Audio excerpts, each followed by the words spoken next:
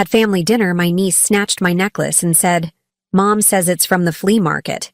Then, my name is Mia Caldwell. I'm 40 years old.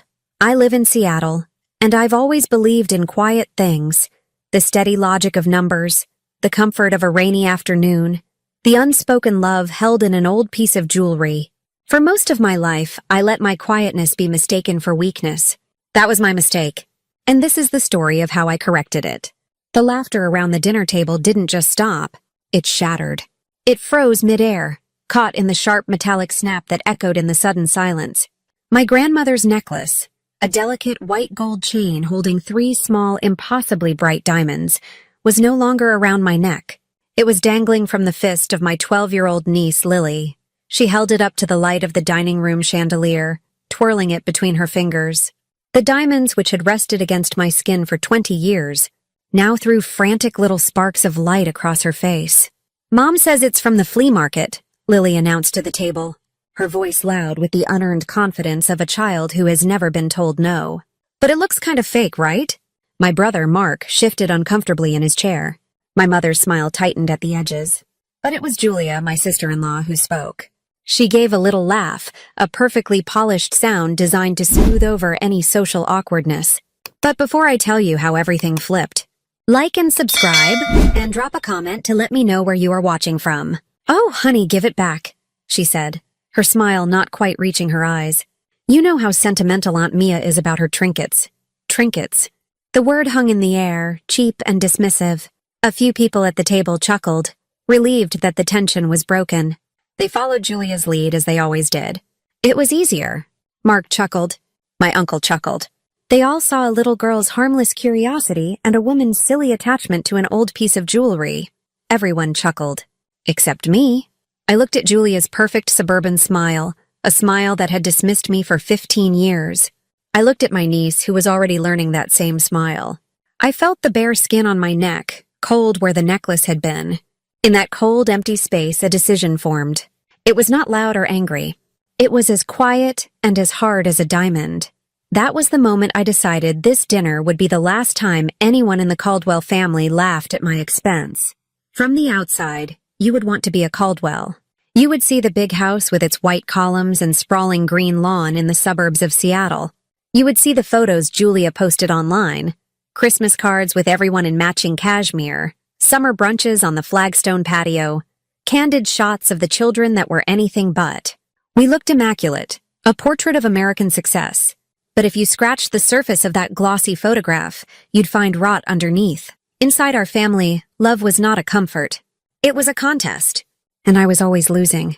The contest began with my father. He was a man of immense charm, the kind of person who could sell you anything and make you thank him for it.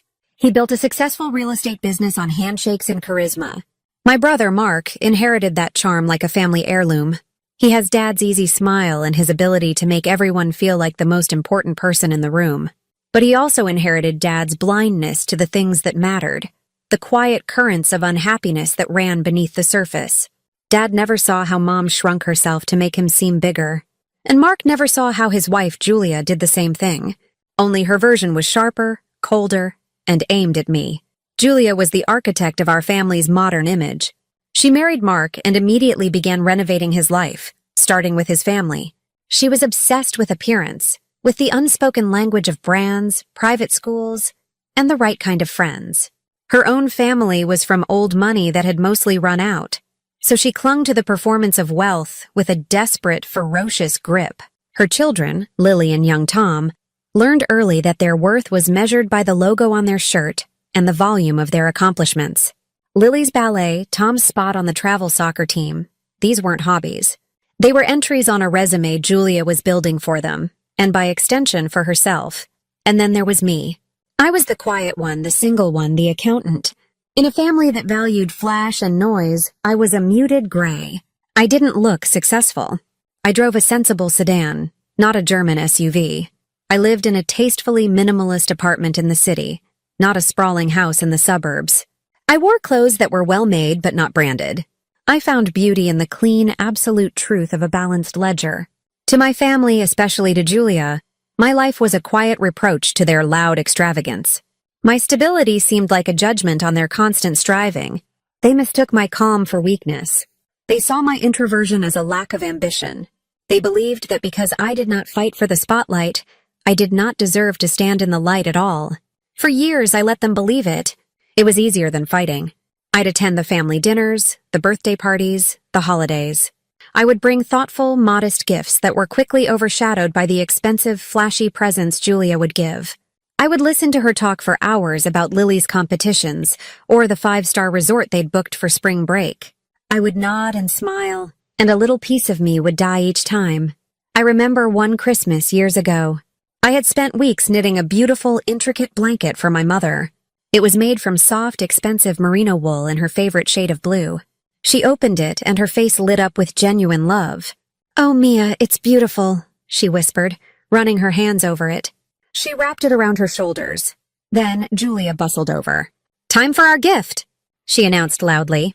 Mark carried in a giant flat-screen box. It was a smart mirror, a piece of technology Mom didn't need and would never use. It cost thousands of dollars. "Now you can watch the news while you do your makeup," Julia said, beaming. The blanket was forgotten. It was put aside on a chair to make room for the giant box. My mother, a woman who hated conflict, gushed over the mirror. "Oh, Julia, Mark, you shouldn't have," she said, her eyes flicking over to me with a silent apology. But an apology without action is just another form of silence. My handmade gift, full of warmth and time and love, was reduced to a footnote. Julia's expensive, impersonal gadget became the star of the show. She looked at me over the top of the box with a small, triumphant smile. She had won. I hadn't even realized we were competing. That was the pattern. My achievements were minimized. My feelings were dismissed. My presence was tolerated. I was the reliable, boring anchor that made them feel more exciting, more vibrant. I was the plain wall they hung their beautiful pictures on. They were wrong about me. My calm was not weakness. It was control. I controlled my finances. I controlled my emotions. I controlled my life. I had built a world for myself that was stable and peaceful. But the poison from my family kept seeping in. Drop by toxic drop. The incident with the necklace wasn't the first cut, but it was the one that went too deep. The one that finally made me realize that to save myself, I had to cut them off. The rot had spread too far, and I was done letting it consume me. The dinner was for my mother's 65th birthday. The table was set for 12, gleaming with the good silver and crystal that only came out for special occasions. Julia, of course, had organized everything. She had ordered a ridiculously complicated cake from a boutique bakery and hired a caterer so she wouldn't have to cook. The entire evening was a performance, a stage play titled, "The Perfect Family Celebrates Its Beloved Matriarch." I sat across from Julia, watching her hold court. She was in her element, her voice rising above the polite chatter as she detailed her latest triumph. Lily's acceptance into the Weston Ballet Conservatory's prestigious summer program. "It's simply the best on the West Coast," she said, dabbing her lips with a linen napkin. "The training is unparalleled." "Of course," she sighed, a carefully crafted sound of maternal sacrifice. "It's $50,000 a year for the full-time program. But for Lily? We'll find a way. We have to. It's her dream." Mark beamed beside her, his face glowing with pride. "My daughter, the ballerina," he said to our uncle, who nodded approvingly. My mother watched Lily, her eyes shining. "Oh, that's wonderful, dear. Just wonderful." No one asked me about my life, about the promotion I'd just gotten at my accounting firm, or the volunteer work I was doing for a local animal shelter. I didn't expect them to. I just sat there, sipping my water, an audience member at my own family dinner. I was happy for Lily. She was a genuinely talented dancer. I had watched her recitals, seen the focus in her eyes, the joy in her movements. The talent was real. The package it came in, however, the arrogance, the entitlement, the casual cruelty she was learning at her mother's knee, was becoming unbearable. Then came the moment with the necklace. After Lily's pronouncement that it was a fake from a flea market, after Julia's condescending remark about my trinkets, the flow of the evening was expertly redirected. Julia announced it was time for cake. The lights were dimmed. Mark carried in the cake, ablaze with candles, and everyone launched into a loud, slightly off-key rendition of Happy Birthday. I didn't sing. I couldn't. The broken necklace was in my hand, the 2 pieces of the chain lying in my palm like a dead snake. The 3 small diamonds felt impossibly heavy. This necklace was the last thing my grandmother gave me before she died. She put it around my neck in the hospital, her hands frail and trembling. "For my Mia," she had whispered, her voice thin as paper. "Because you have a heart of gold. Don't ever let anyone tell you otherwise." It wasn't a trinket. It was a promise. It was the armor I wore against the world, against my own family. And now it was broken. While everyone else was focused on the cake, I slipped away from the table and stood by the large bay window overlooking the dark garden.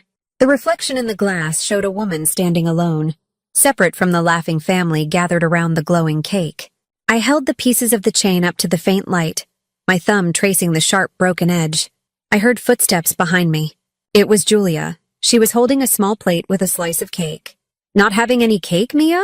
she asked, her voice syrupy sweet. "I'm not hungry," I said, not turning around. She came to stand beside me, looking at the necklace in my hand. She gave a little sigh, the kind one gives to a child who is being overly dramatic. "Don't worry so much about that, Mia," she said, her voice dropping to a confidential whisper. "It's just jewelry. Things break. Memories are what matter more." I finally turned to look at her. I gave her a small, tight smile. The kind of smile that doesn't show any teeth. The kind of smile that is a warning.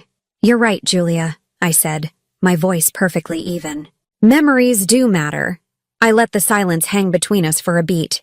I watched her self-satisfied expression, the look of a person who believes they have handled a difficult situation with grace. She had no idea. She saw a broken piece of cheap jewelry. She saw her spinster sister-in-law being sentimental. She saw nothing of value.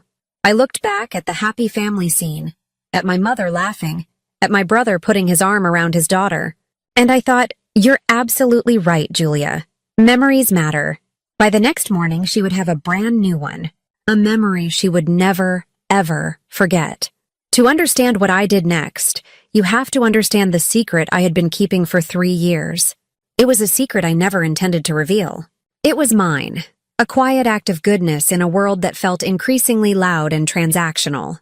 It started at a charity gala my firm sponsored. I usually hated these events. The forced small talk, the uncomfortable dresses, the feeling of being judged on your job title. I was standing near the silent auction table, trying to look like I belonged, when a woman with kind eyes and a warm smile struck up a conversation with me. Her name was Dr. Emily Vargas.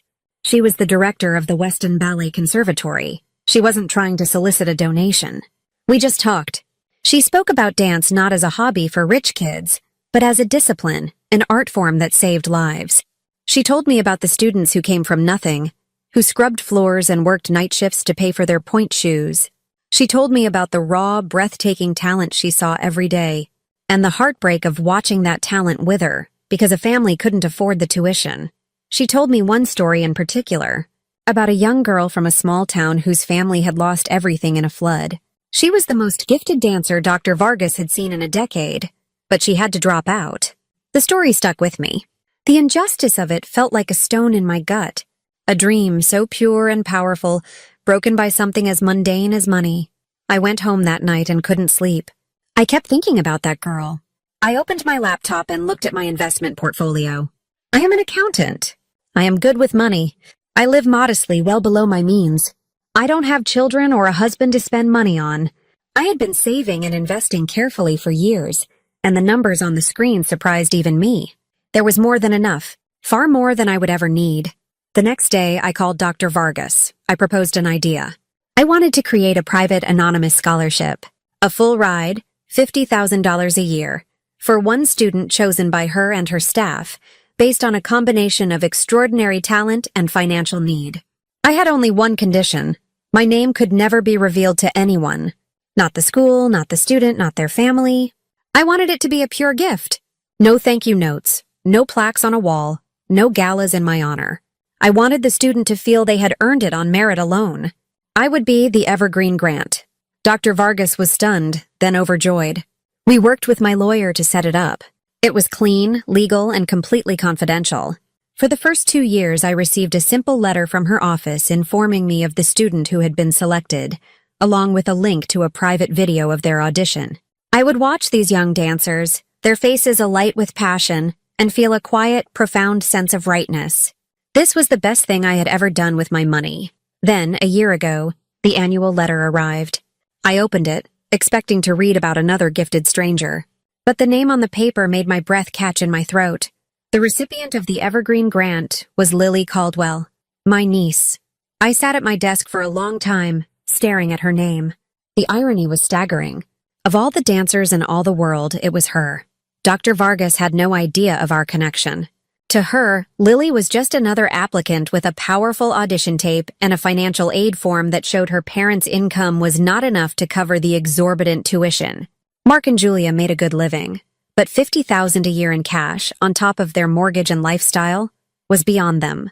A part of me was furious. My money, my quiet, heartfelt gift, was going to fund the dream of Julia's child. It felt like a cosmic joke. But then I thought of Lily, the actual girl, not the product of her mother's ambition. I thought of the genuine talent I had seen in her. Did she deserve to be punished for her mother's awfulness? I decided she didn't, so I let it be. I kept the secret. I paid the tuition. I listened with a hidden, bitter smile as Julia bragged for months about how Lily had won a prestigious merit scholarship from the conservatory. She had no idea that the prestigious committee was me, signing a check in my quiet apartment. I let her believe that Lily's brilliance alone had earned her this prize. I liked it that way. My quiet generosity continued, hidden in plain sight without need for applause, until generosity was met with arrogance. Until the family that I was secretly supporting laughed in my face as they broke the one thing I held precious. The dinner wasn't just an insult. It was a desecration. They were mocking the very source of their good fortune. They had taken my kindness and trampled on it. And in that moment, I knew the gift had to end. It was no longer a gift. It had become an enablement. The drive home from my mother's house was a blur of streetlights and silence. The broken necklace was nestled in a cocktail napkin inside my purse, its cold, sharp edges a constant reminder. My hands were steady on the steering wheel. There was no rage boiling inside me, no tears stinging my eyes. The years of swallowing small hurts and biting back sharp words had left me with something else entirely. A cold, clear certainty. An emotional storm had been brewing for 15 years, and it had finally passed. Now, all that was left was the calm, quiet work of cleaning up the damage.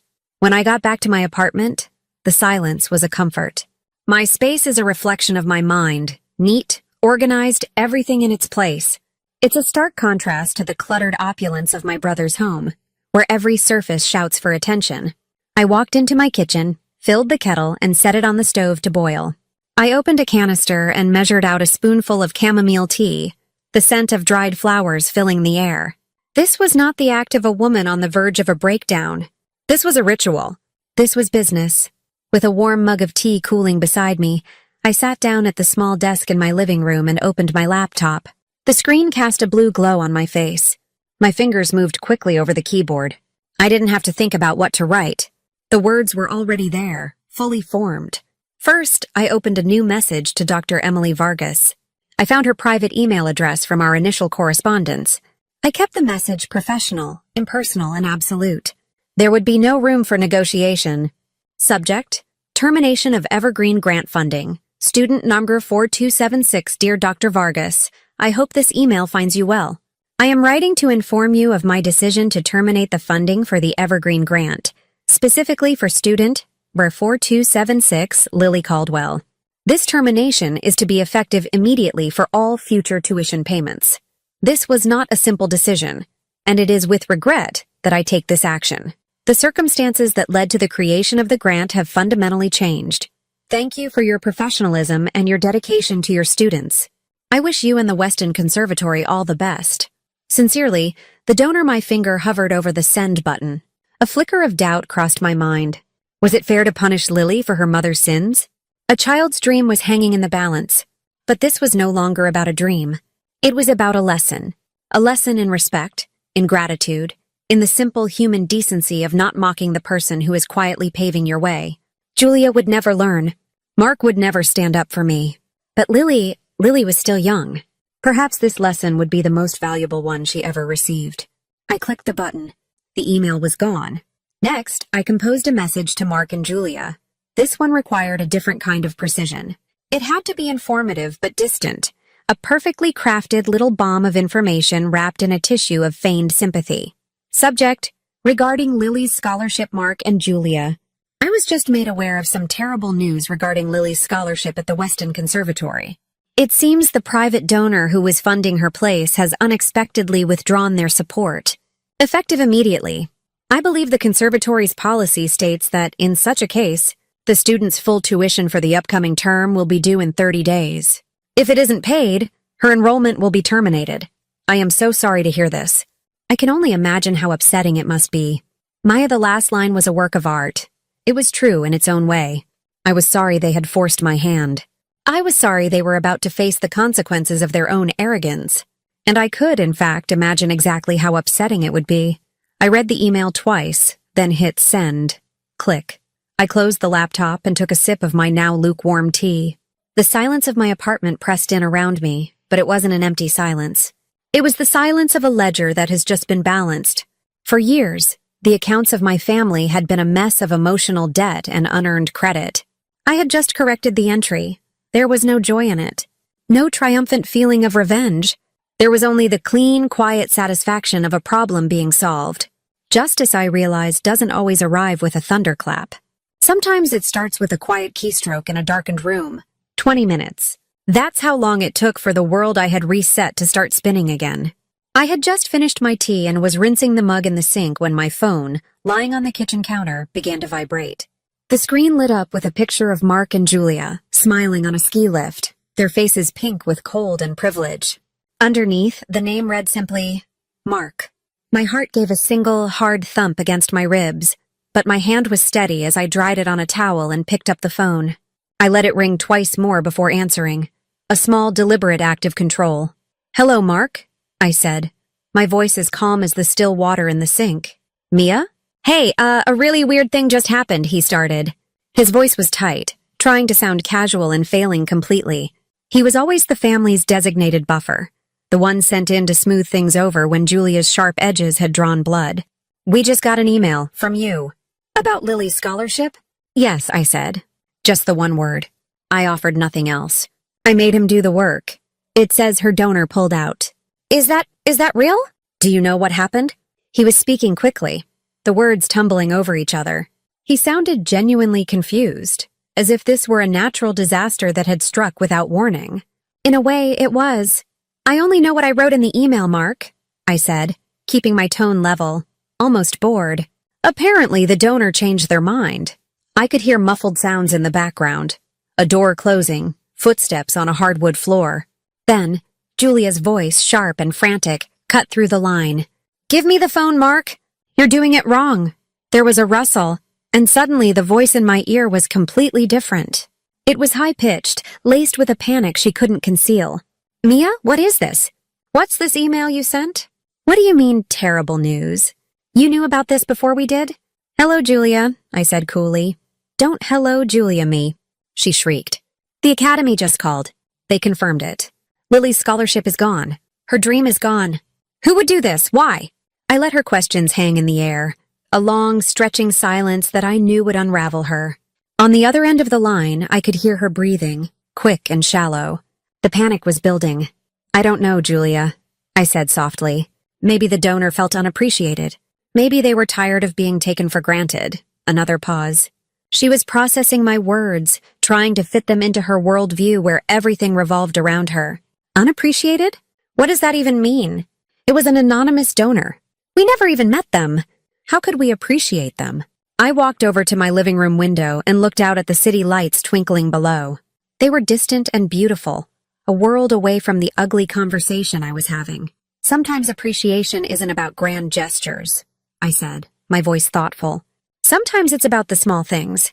It's about being kind. It's about teaching your children to be respectful of other people's property, of other people's feelings. The silence that followed was different. It wasn't empty anymore.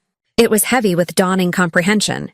I could almost hear the gears turning in her head, connecting my words to the scene at the dinner table. The necklace. My sentimental trinkets. The laughter, respectful. She whispered, the word sounding foreign on her tongue. What does the necklace have to do with this? Maybe more than you think, I replied. I pictured her standing in her massive, perfect kitchen, her knuckles white as she gripped the phone. Mark would be hovering nearby, his face a mask of useless concern. It's Lily's dream, Mia, she said, her voice rising again, this time with a note of pleading.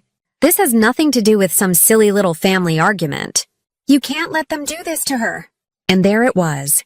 The final piece she needed to solve the puzzle. I had given her the clue, and she had walked right into it. Then maybe you should have thought of that, I said, my voice dropping, losing all its warmth. Maybe you should treat the people who are funding that dream with a little more respect. The gasp on the other end was sharp, a sudden intake of breath that was pure shock. It was the sound of a person staring at a ghost. The people funding it? She stammered.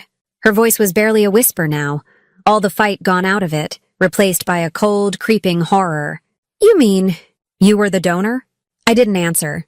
I didn't have to. I just stood by the window, listening to the sound of her world collapsing through the phone. I heard a choked sob. I heard Mark's voice in the background, a low murmur asking, "What? What is it?" I let my silence be the answer. I let it stretch and fill every crack in their perfect, curated life. My silence was the truth. It was the receipt for 15 years of disrespect. And I knew, with a certainty that settled deep in my bones, that it was the loudest sound they had ever heard. They must have hung up, or maybe they just dropped the phone. Either way, the line went dead. I stood there for a moment, the phone still pressed to my ear, listening to the dial tone. A wave of something, not triumph, but a profound, weary finality, washed over me. I had done it. The secret was out. The invisible strings I had been using to hold up my niece's dream were now cut, and the full weight of it was about to come crashing down on them. I slept better that night than I had in years. The next call came at 9 o'clock the following morning. It was Mark again. This time, I could hear the echo on the line that told me I was on speakerphone. They were presenting a united front. "Mia," Mark began, his voice strained. "We need to talk about this." "We are talking," I said. Julia's voice cut in, thick with unshed tears. It was her actress voice, the one she used when she wanted sympathy. "Mia, please." What Lily did. It was an accident. The clasp was probably old. She didn't mean for it to break. I sat down at my kitchen table, cradling a fresh cup of coffee. The morning sun was streaming through the window, and I felt strangely calm, like a doctor about to deliver a difficult but necessary diagnosis. "Accidents don't come with laughter, Julia," I said simply. "An accident is when you trip and fall. When you announce to a table full of people that something is fake, and from a flea market while you're breaking it, that's not an accident. That's a performance. She's a child," Julia cried, her voice cracking. "She's 12 years old. She just repeats things she hears." She didn't understand what she was saying. "Then you should have taught her better," I replied, my voice unwavering. "You're her mother. You taught her that my things are trinkets. You taught her that I am someone to be dismissed. She was just repeating the lesson you've been teaching her for her entire life. This isn't on her, Julia. This is on you." There was a sharp intake of breath. The truth, spoken so plainly, had clearly hit its mark. Mark cleared his throat, trying to regain control. "Mia, this is an overreaction." It was a necklace, a piece of jewelry. "You're talking about ruining Lily's future over a necklace." That was the line, the one I had been waiting for, the one that showed they still didn't get it. They never would. First of all, Mark, it wasn't a necklace. It was my grandmother's necklace. It was the last thing she ever gave me. But you're right, it is just an object. This was never about the necklace. I took a slow sip of my coffee. This is about the look on your wife's face when it happened. It's about the 15 years of little comments, condescending smiles, and casual dismissals. It's about sitting at my own mother's birthday dinner and being treated like a ghost at the table until my property was broken for sport. The necklace wasn't the wound, Mark. It was just the salt you finally poured into it. I continued, my voice low and steady. And I'm not ruining anything. I'm simply choosing to stop paying for people who mock me while I am feeding their dreams. I am reallocating my resources. The scholarship was a gift. A gift can be taken back when the recipient proves unworthy of it. That's not ruin. That's a consequence. The silence on the other end was a testament to their shock. They had clearly expected me to fold. They thought I'd make my point, and then when faced with the enormity of the consequences, I would relent. They always thought I would relent. I was Mia, the quiet one, the peacemaker. They had forgotten that the quietest people are often the ones with the firmest boundaries. Once those boundaries are finally drawn. Finally, Mark spoke again. His voice was different now. All the bluster was gone. It was hollow, defeated. The voice of a man facing a math problem he cannot solve. "The tuition," he said, his voice barely a whisper. The academy called again this morning. They were very clear. The full $50,000 is due by Friday. If we don't pay it, they release her spot on Monday. Mia, we don't have it. We can't afford it. It was a raw admission of failure from a man who had built his entire identity on the appearance of success. It was the sound of the beautiful facade cracking right down the middle.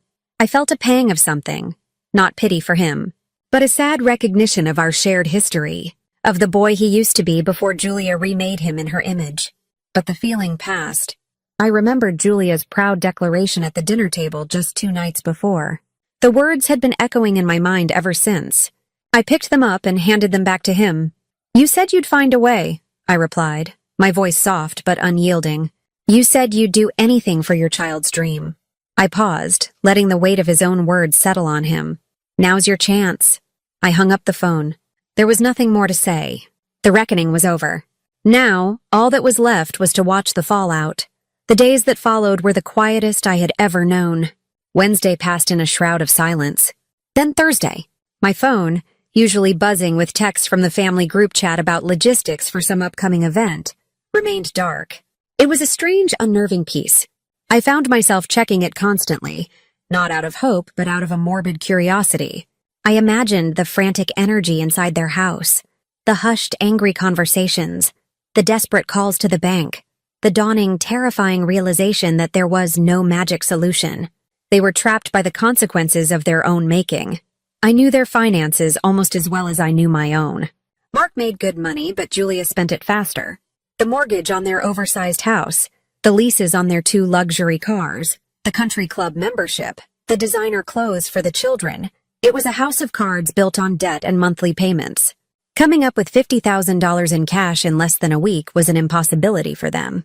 Their wealth was an illusion, just like their perfect family. Friday came and went. I worked from home, my laptop open, my mind a million miles away. At 5:01 p.m., I knew the bursar's office at the Weston Conservatory was closed. No payment had been made. I didn't need anyone to tell me. If they had somehow pulled it off, my phone would have blown up with triumphant, resentful messages. Their silence was my confirmation. On Monday morning, an email appeared in my inbox. It was from Dr. Vargas. It was short, professional, and tinged with a sadness I could read between the lines. Dear Donner, as per your instructions, I am writing to confirm that the deadline for tuition payment for student number 4276, Lily Caldwell, passed on Friday without receipt of funds. As is our policy, her spot in the full-time conservatory program has been officially released. We have already offered it to the first student on our waiting list, a very gifted young dancer from Portland whose family will be overjoyed. Again, I am sorry things ended this way. Your grant has done and will continue to do so much good. Sincerely, Dr. Emily Vargas. I closed my laptop, a deep, shuddering breath escaping my lips. It was done. The finality of it was like a stone dropping into a deep well. That evening, the inevitable call came. This time, it was Julia alone. The caller ID showed her cell phone number. The anger and panic from the previous calls were gone. All that was left was the hollowed-out sound of defeat. She was sobbing, but not in the performative way she had before. These were the gut-wrenching, hiccuping sobs of genuine grief. They called her, she whispered, her voice raw. They called Lily this afternoon to tell her the spot was gone. She locked herself in her room. She won't come out. She's devastated, Mia. For the first time, I felt a sharp, painful stab of empathy. Not for Julia, but for Lily. A 12-year-old girl sitting alone in her room, believing her dream had died. I pictured her face, and my resolve wavered for a fraction of a second. But then I remembered why I had done this. This pain was a lesson. A hard one, but a necessary one.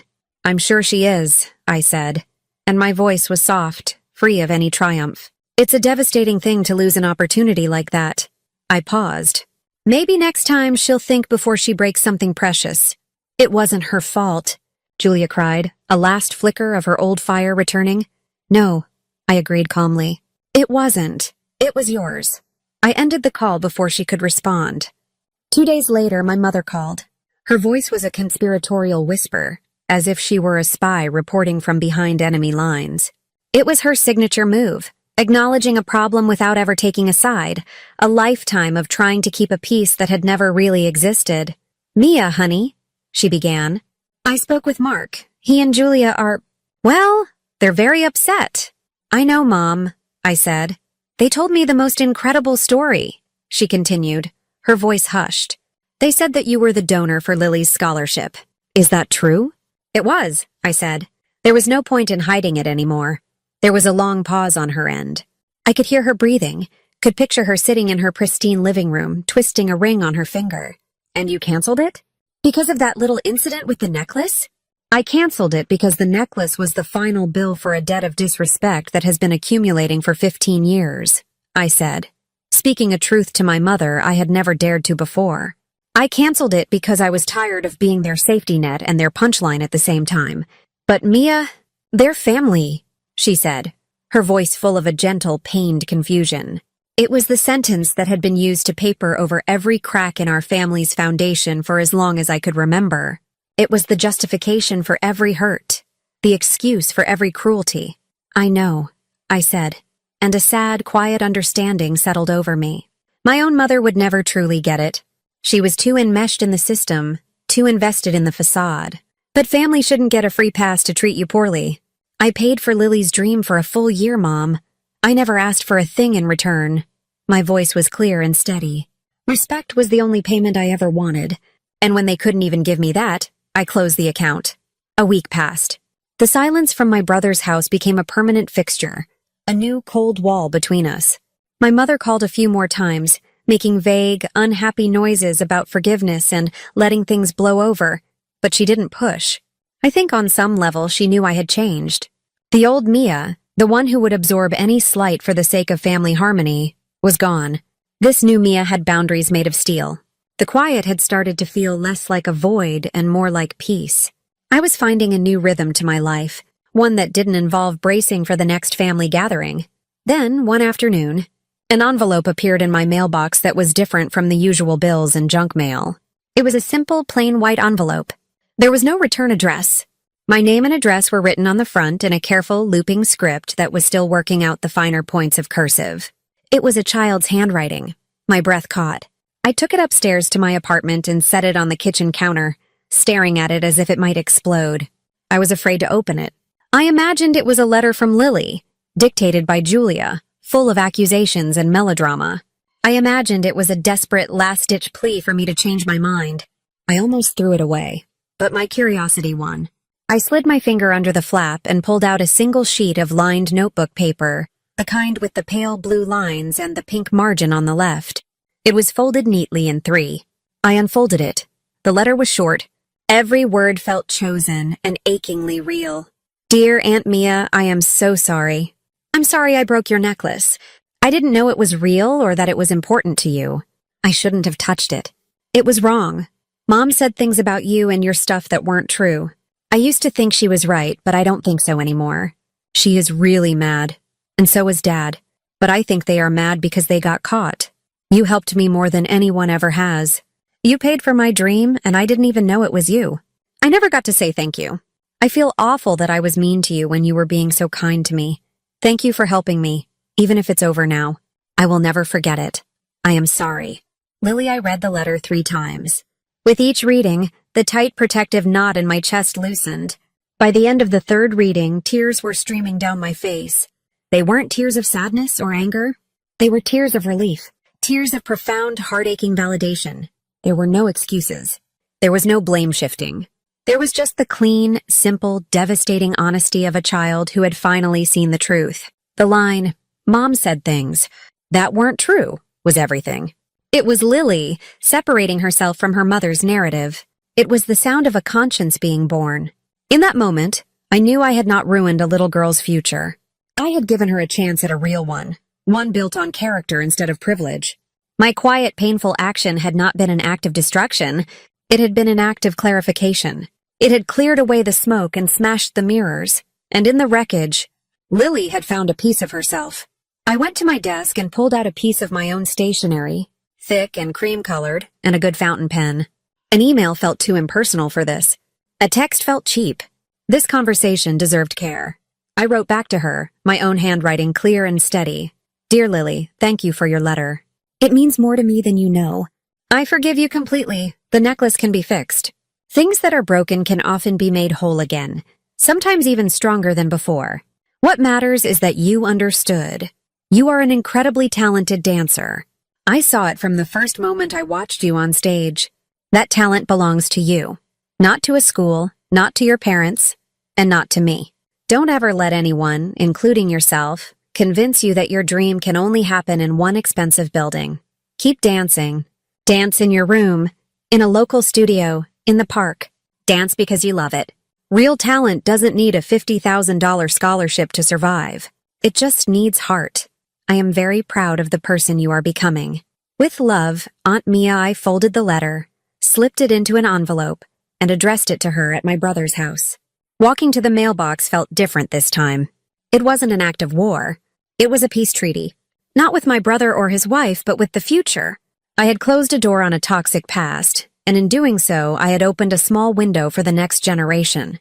It was more than I had ever hoped for. The necklace sits around my neck now, resting in its familiar place against my skin. I took it to a jeweler downtown, a quiet old man with gentle hands and a magnifying glass permanently attached to his eye. He fixed the chain and replaced the clasp with one that is a little thicker, a little stronger than the original. He said it would be more secure this way. I thought that was fitting. Sometimes things have to break to reveal what they're truly made of. And sometimes you have to break with the people you love in order to save yourself. The fallout settled into a new, strange reality. Julia lost her power over me, and with it, the shiny pretense she had wrapped her life in. Mark lost his comfortable silence and was forced to face the real-world consequences of his passivity. I hear they had to sell one of their cars and cancel their country club membership. But Lily, she gained something. Through the loss of a scholarship, she gained a conscience. And I, in losing the family I thought I was supposed to have, finally gained peace. They will probably always say I did it for revenge. They'll tell the story at dinner parties, the ones I'm no longer invited to, about their bitter, childless sister who couldn't stand to see them happy. But I know the truth. Revenge is about causing pain. What I did was about restoring balance. I simply handed them the bill for services they had long taken for granted. My life is quieter now, but it is also fuller. It is filled with my own choices, my own values, my own unshakable sense of worth. The silence isn't empty. It's clean. It's the sound of self-respect.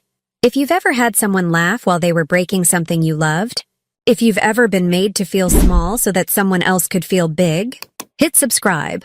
And remember this: kindness without boundaries isn't kindness. It's permission for them to keep taking from you until there's nothing left. And you are worth far too much to let that happen.